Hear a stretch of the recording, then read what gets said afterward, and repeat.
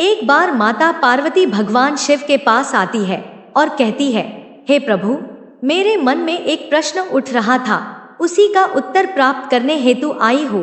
तब भगवान शिव कहते हैं, देवी, आपके मन में जो भी प्रश्न है आप निसंकोच होकर पूछ लीजिए, आपके प्रश्नों का उत्तर हम अवश्य देंगे। तब माता पार्वती कहती हैं, हे प्रभु, वह कौन से कर्म है जो मनुष्य समझ जाए तो औलाद पर आई मृत्यु भी टल सकती है। तब भगवान शिव कहते हैं, हे देवी, आपको मैं एक अत्यंत पवित्र कथा सुनाता हूँ, जिसको सुनने के बाद आपको आपके सभी प्रश्नों के उत्तर मिल जाएंगे।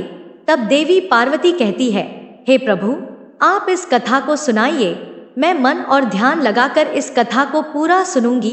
भगवान शिव कहते हैं, जो व्यक्ति इस कथा को पूरा सुनता है वह मनुष्य समझ जाता है कि वह कौन सा कर्म है जिससे औलाद पर आई मृत्यु भी टल जाती है। भगवान शिव कहते हैं, देवी, प्राचीन काल की बात है, एक काशी नाम की प्रसिद्ध नगरी है जिसे देव नगरी के रूप में भी पूजा जाता है। उस काशी नगरी में अभय सिंह नाम के एक राजा हुआ करते थे। राजा अभय सिंह बहुत ही धर्मात्मा व्यक्ति थे। राजा अभय सिंह की पत्नी बड़ी ही पतिव्रता और संस्कारी रानी थी। रानी का नाम सावित्री था। वह दोनों पति पत्नी भगवान भोले बाबा के बहुत बड़े भक्त थे। भगवान भोले बाबा की आराधना करने के लिए मंदिर में जाना उनके प्रतिदिन का काम था। राजा अभय सिंह धर्मपूर्वक अपने राज्य का संचालन कर रहा था। राजा के राज्य में कोई भी व्यक्ति दुखी नहीं था। समस्त जनता सुख और वैभव से संपन्न थी। चारों तरफ खुशियां ही खुशियां थी। तब भगवान शिव कहते हैं, हे देवी, इसी प्रकार धीरे धीरे कुछ समय बीत गया, परंतु राजा के यहाँ कोई संतान पैदा नहीं हुई। राजा की आयु ढल चुकी थी, लेकिन उनके घर में अभी भी कोई बालक पैदा नहीं हुआ था। एक दिन की बात है, सुबह सुबह महाराज अपने नगर के एक प्रसिद्ध मंदिर जा रहे थे और उधर से एक झाड़ू वाली गली में झाड़ू लगा रही थी। जब वह स्त्री राजा को आते हुए देखी तो वह स्त्री अपने स्थान पर अपना मुंह फेर कर खड़ी हो गई। उसका ऐसा व्यवहार देखकर राजा अभय सिंह को अच्छा नहीं लगा। महाराज उस समय तो भगवान शिव की पूजा करने मंदिर जा रहे थे, इसलिए उनसे कुछ नहीं कहा। लेकिन जब वह राज दरबार में आए तो उन्होंने अपने एक सैनिक को बुलाकर कहा कि तुम जाओ और उसे झाड़ू लगाने वाली को बुलाकर ले आओ, उससे मुझे कुछ बात करनी है। वह सैनिक उस झाड़ू लगाने वाली के घर जाता है, जिसने महाराज को देखकर के मुंह फेर लिया था। सैनिक ने कहा, तुम्हें राजा साहब ने दरबार में बुलवाया है। वह झाड़ू लगाने वाली मन में विचार करने लगी कि महाराज का आदेश है, टाल तो नहीं सकते, इसलिए चलना पड़ेगा। लेकिन पुत्रहीन राजा का मुंह देखना बहुत बुरा होगा। वह झाड़ू लगाने वाली उस सैनिक के साथ राजा के दरबार के लिए चल देती है और कुछ समय के बाद महाराज के दरबार में वह जाकर खड़ी हो जाती है और राजा को प्रणाम करती है। महाराज कहने लगे, हे बहन, आप मुझे एक बात बताओ, आज प्रातः काल जब मैं भगवान शिव के मंदिर के लिए जा रहा था तो तुमने मुझे देखकर अपना मुंह क्यों फेर लिया था? तब वह महिला कहती है, महाराज, आप भले ही मुझे मृत्यु दंड दे दो तो भी मुझे कोई ऐतराज नहीं है, परंतु मैं सत्य ही बोलूंगी। हे महाराज, आपके यहाँ तो परम विद्वान और श्रेष्ठ महर्षि, राजपुरोहित सब विराजमान है। अगर मैं गलत बोलूं तो आप इनसे पूछ लीजिएगा। सुबह सुबह आपका कोई मुंह देख लेता है तो उसका पूरा दिन खराब हो जाता है, क्योंकि आप संतानहीन राजा है, इसलिए मैं आपको देख कर के अपना मुंह फेर ली थी। राजा अभय सिंह इस बात को सुनकर के बड़े अचंभित हुए। मन में विचार करने लगे कि यह स्त्री तो बिल्कुल सही कह रही है। यदि किसी नगर का राजा पुत्रहीन है तो वास्तव में यह अच्छा नहीं है। आगे भगवान शिव कहते हैं, हे देवी, राजा ने उस झाड़ू वाली को उसके घर भेज दिया और मन में विचार करने लगा कि अब तो मुझे भगवान शिव के यहाँ जाकर एक पुत्र प्राप्ति यज्ञ करना चाहिए। ऐसा विचार करके राजा अपने महलों में आए और अपनी महारानी से कहने लगे, हे रानी, हमारे नगर के लोगों को हमारा मुंह देखने से बहुत तकलीफ होती है, क्योंकि हम संतानहीन हैं, हमारी कोई संतान नहीं है। इसलिए मैंने भगवान शिव के मंदिर में पुत्र प्राप्ति यज्ञ का आयोजन किया है। फिर राजा और रानी दोनों भगवान शिव के मंदिर में जाते हैं और वहां जाकर उन्होंने पुत्र प्राप्ति यज्ञ का आयोजन किया। अब राजा रानी के पुत्र प्राप्ति यज्ञ करने पर भी संतान उत्पन्न नहीं हुई। राजा का पुत्र प्राप्ति यज्ञ भी निष्फल हो गया। इधर जो यज्ञ करने वाला पंडित था वह भी यह जानकर बड़ा चिंतित हुआ कि आज तक मैंने जितने भी यज्ञ करवाए हैं कोई भी यज्ञ निष्फल नहीं गया है। लगता है राजा का भाग्य ही खोटा है। राजा के भाग्य में भगवान ने कोई संतान लिखी ही नहीं दी, इसलिए तो पुत्र प्राप्ति यज्ञ निष्फल हो गया। शिव कहते हैं, हे देवी, राजा अभय सिंह भी बड़ा धैर्यवान था। इस बात से राजा बिल्कुल भी विचलित नहीं हुआ। उसने अपने मंत्री से कहा, मंत्री जी, आप मेरी अनुपस्थिति में राज्य का संचालन करो। मैं अब भगवान शिव की आराधना करूंगा। ऐसा निश्चय करके राजा भगवान शिव के मंदिर में बैठकर उनकी तपस्या करने लगता है और इस तरह से धीरे धीरे तपस्या करते हुए राजा को 1 साल गुजर जाते हैं और फिर भगवान शिव नंदी के साथ में राजा के सामने प्रकट होते हैं और कहने लगते हैं, राजन, मैं तुमसे अति प्रसन्न हूँ, वरदान मांगो। तुम मुझसे क्या वरदान चाहते हो? राजा ने कहा, हे प्रभु, आप तो अंतर्यामी है, सबके मन की बात जानते हैं। प्रभु, जैसे हंस बिना सागर सुना है, कोयल के बिना जैसे बाग सुनी है, उसी प्रकार पुत्र बिना मेरा समस्त जीवन सुना है। राजा की बात सुनकर भगवान शिव बोले, हे राजन, वैसे तो तुम्हारे भाग्य में 7 जन्मों तक कोई संतान नहीं है, परंतु तुमने मेरी आराधना की है, इसीलिए मैं तुम्हें एक पुत्र प्रदान कर रहा हूँ। लेकिन ध्यान रखना, उस पुत्र की आयु मात्र 25 वर्ष होगी। 25 वर्ष तक वह तुम्हें पुत्र का सुख देकर पुनः अपने स्थान को लौट जाएगा। राजा ने सोचा, चलो 25 वर्ष ही सही, कम से कम संतानहीन होने का कलंक तो मिट जाएगा। राजा ने कहा, जो भी हो प्रभु, आप मुझे पुत्र प्रदान कर दीजिए। दोस्तों, इस समय भगवान भोले बाबा ने अपने एक गण को बुलाया और उससे कहा कि तुम जो 25 साल के लिए इस राजा के पुत्र के रूप में जन्म ले लो। राजा मंदिर में से भगवान भोले बाबा का वरदान लेने के बाद वापस अपने महल में लौट जाता है और वह सूचना अपने राजपुरोहित और महारानी को सुनाता है कि भगवान भोले बाबा ने मुझे वरदान दे दिया है, अब हमारे घर में बहुत जल्द पुत्र प्राप्त हो जाएगा। भगवान शिव कहते हैं, हे देवी, अब धीरे धीरे समय व्यतीत हुआ और भगवान भोले बाबा के वरदान के अनुसार रानी सावित्री गर्भधारण करती है। यह देखकर राजा के घर में खुशी की लहर दौड़ जाती है। राजा बहुत प्रसन्न होता है। समय के अनुसार भगवान भोले बाबा के उस महान गण ने राजा के पुत्र रूप में जन्म ले लिया। यह देखकर राजा और रानी बड़े प्रसन्न हुए। संपूर्ण काशी नगर में उत्सव मनाया गया कि महाराज के यहाँ पुत्र का जन्म हुआ है। संपूर्ण नगर में खुशियां मनाई गई। ब्राह्मण ने उस पुत्र का नाम धीरज रखा। धीरे धीरे धीरज बड़ा होने लगा। राजकुमार धीरज अपने पिता की तरह बड़े ही धर्मात्मा और ईश्वर भक्त थे। राजा का पुत्र बड़ी तेजी से बड़ा होने लगा। धीरे धीरे समय गुजरता चला गया। इस बात से राजा बहुत प्रसन्न रहता था, क्योंकि उसके घर में एक पुत्र जो आ गया था। पुत्र के लालन पालन में राजा वह बात भूल जाता है कि इस पुत्र की आयु मात्र 25 वर्ष है। जब उस पुत्र की आयु 15 वर्ष की होती है तो उन्हीं दिनों की बात है, एक दूसरे नगर का राजा था। उस राजा की एक पुत्री थी जिसका नाम कलावती था। कलावती रूप में इंद्र की अप्सराओं की तरह लगती थी।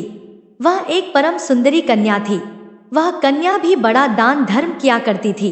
बचपन से ही उसे अपने माँ बाप द्वारा धर्म कर्म करने के संस्कार मिले थे। वह प्रत्येक जीव पर दया रखती थी। सवेरे उठकर सबसे पहले पक्षियों को दाना चुगाया करती थी और अपने द्वार पर आए हुए किसी भी अतिथि और साधु संत को खाली हाथ नहीं लौटाती थी। वह हर भूखे को भोजन करती थी।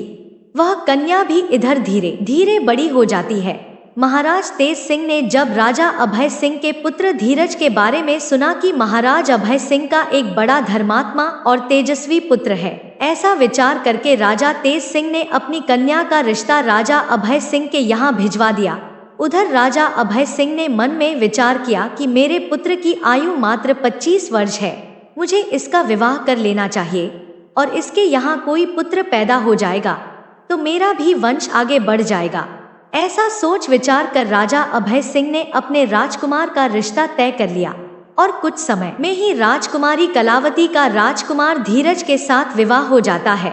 राजकुमारी कलावती बहुत ही पतिव्रता स्त्री थी।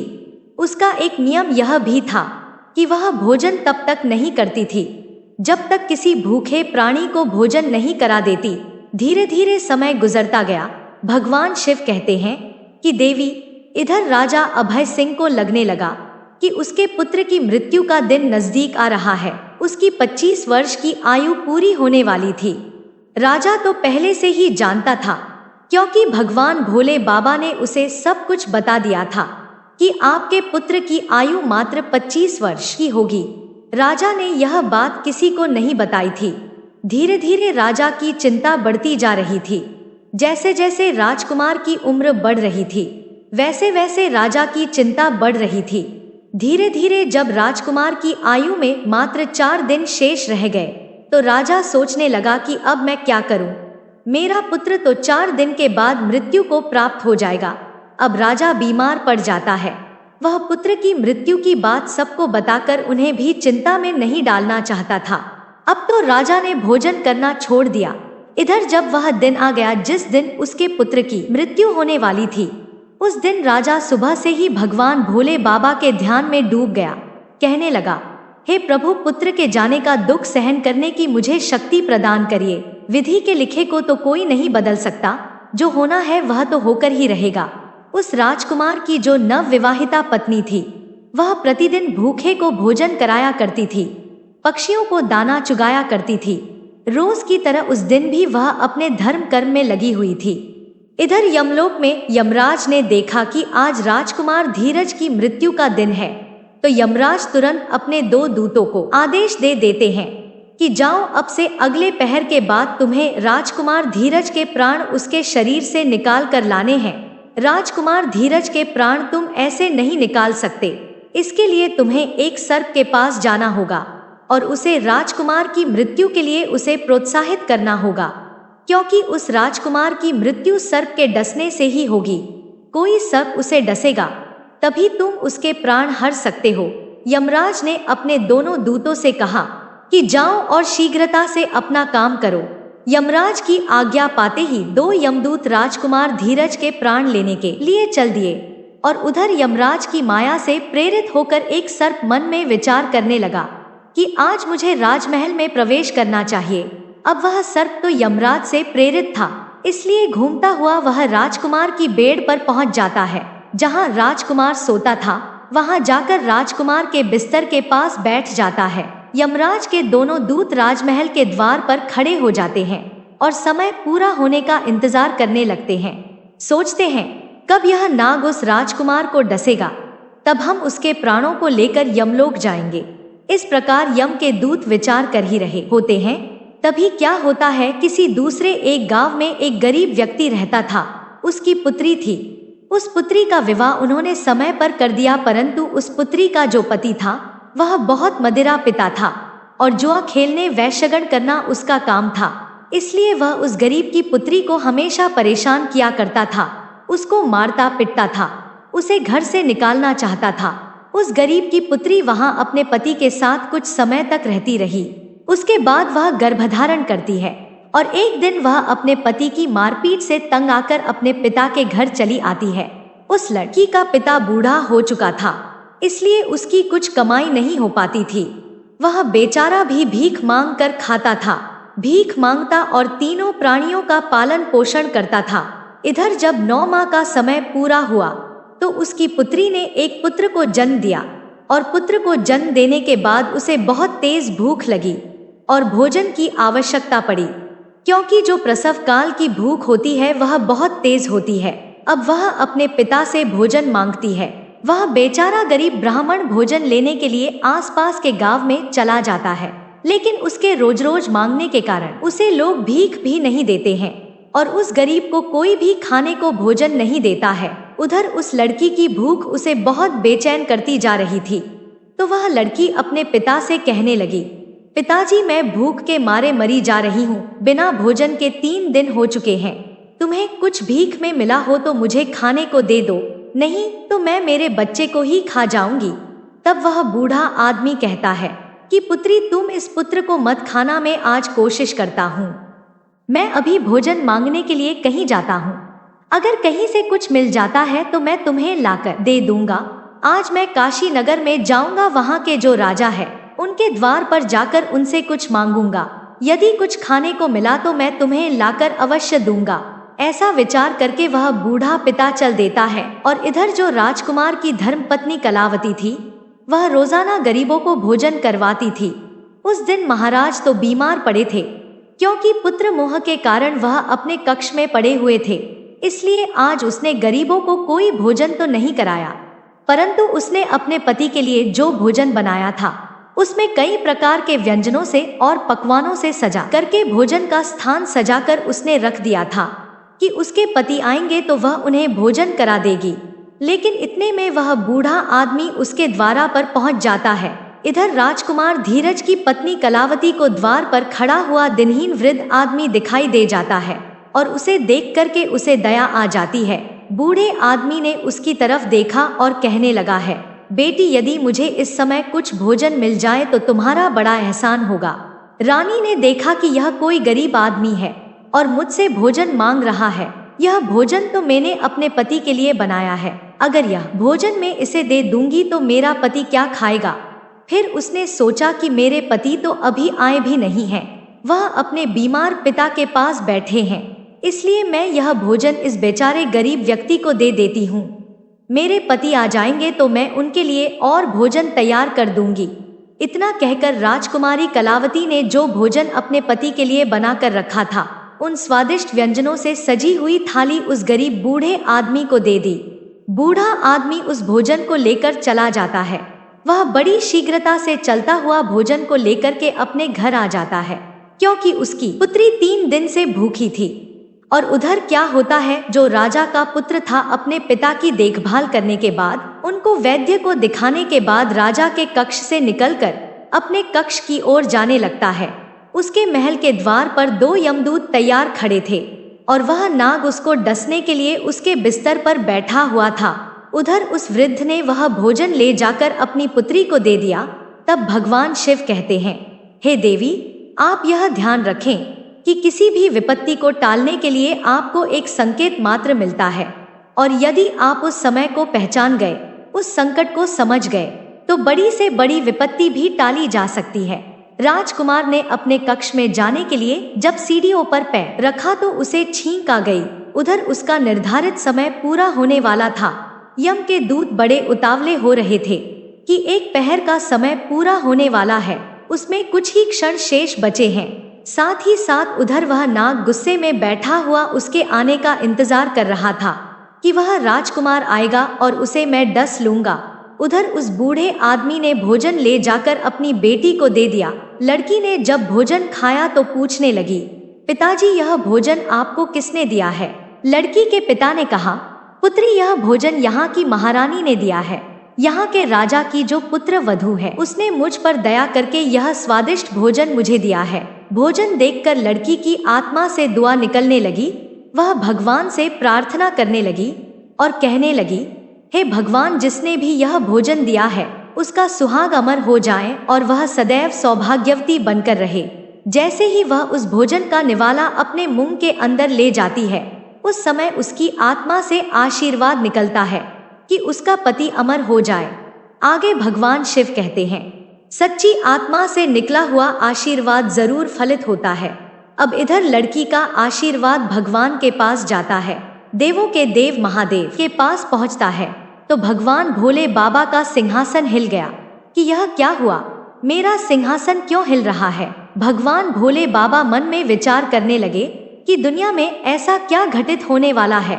उन्होंने तुरंत नारद मुनि को बुलाया और नारद से कहा कि हे नारद मुनि, देख करके आओ, तीनों लोगों में क्या घटित होने वाला है। उन्होंने जाकर के भगवान भोले बाबा से कहा, हे प्रभु, एक विचित्र घटना घट रही है। राजा अभय सिंह के पुत्र की मृत्यु का समय आ गया है। यमदूत दरवाजे पर खड़े हैं। नाग उसके बिस्तर में फन फैलाए बैठा है। राजकुमार सीढ़ियों पर चढ़कर ऊपर जा रहा है। जैसे ही वह अपने बिस्तर पर जाकर बैठेगा, नाग उसे डस लेगा। और उधर वह उस बूढ़े आदमी की पुत्री है जो राजकुमारी को आशीर्वाद दे रही है कि उसका सुहाग अमर हो जाए। हे भगवान, यह कैसा विचित्र संयोग है। एक तरफ मौत लेने को खड़ी है, दूसरी तरफ आशीर्वाद उसकी लंबी उम्र की प्रार्थना कर रहा है। अब तो दान की शक्ति और मौत में टक्कर हो गई। नारद बोले, प्रभु इसमें क्या होगा?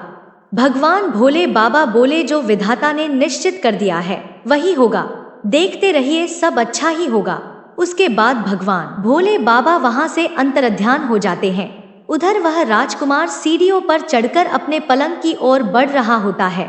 यहाँ दूत तैयार खड़े हुए हैं, देख रहे हैं कि अब हमारा काम बन गया। परंतु देखिए होनी का सहयोग।